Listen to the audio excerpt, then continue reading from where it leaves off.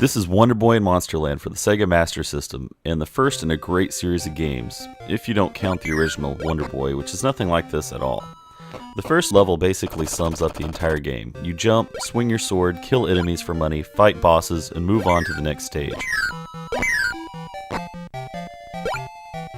For those that are interested, this game takes place 11 years after the original Wonderboy game. Wonderboy's name was originally Bak Lee Temjin, but his friends just call him Tom Tom.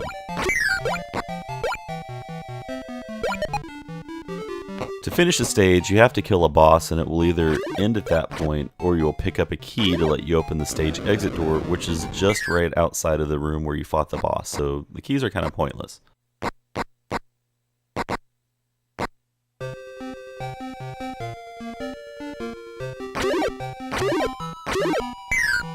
Once you complete a stage, you'll get points for your remaining health, get some health back, and get some bonus points for finishing with full health.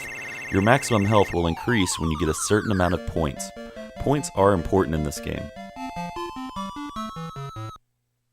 You have 4 basic pieces of equipment, which are your sword, boots, armor, and your shield. All of these are upgraded through vendors except for the weapons, which are acquired through fighting bosses.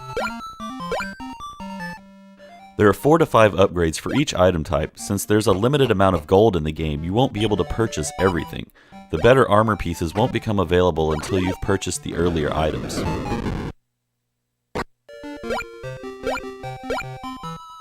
This game has tons of old school platforming across several terrain types, including forests, deserts, towns, castles, beaches, and there are even some underwater and sky areas you can reach.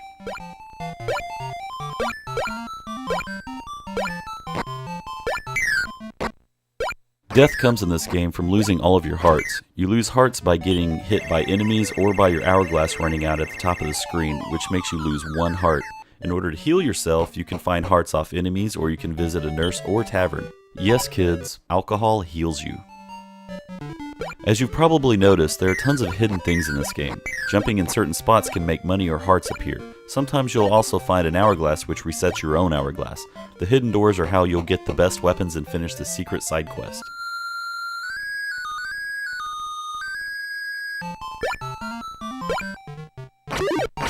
There are many bosses in this game, with some using ranged attacks and some doing nothing but jumping around, but most require the same tactic in order to defeat them. Several of them attack the exact same way and are just palette or sprite swaps of each other. They always shower you with gold or drop a weapon at least. The Sphinx is one of the few unique bosses in the game, as you can defeat him just by answering his question correctly. If you answer incorrectly, he can pose quite a threat if you don't have the legendary boots to jump over his high-speed projectiles.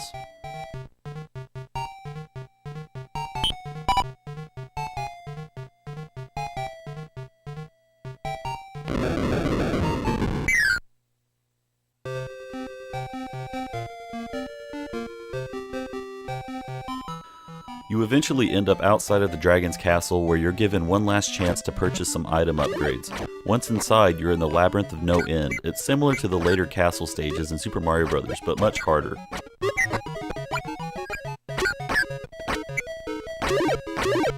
I usually quit here because I hate dealing with this part where you have to jump on the moving platforms. The jump button doesn't always work, so you can easily fall to something that shouldn't be an issue. So now what? We could finish the game, but that wouldn't give us the correct ending. This blew my mind as a kid, but the sequel to this game, Wonderboy 3: The Dragon's Trap, starts its story from the Labyrinth of No End.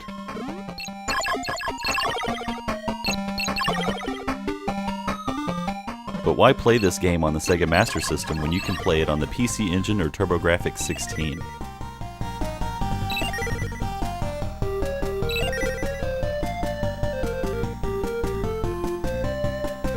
Wonderboy 3, as it's called in the US and Europe, continues with gold saving, item buying, and boss killing gameplay, but it's a much more open world. It's still a somewhat linear game, but they improved on the previous game's formula.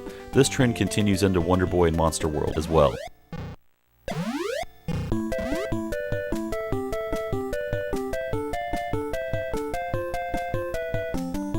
While Wonderboy and Monsterland was amazing as a kid, it's definitely shallow and dated by today's standards. There are some games that really stand up to the test of time, but this game feels somewhat lacking now. With that said, this game has the basic formula that eventually evolves into what more modern games use. I recommend picking this up if you're a fan of the Wonderboy series or like old arcade-style platformers. Otherwise, you probably won't enjoy it very much.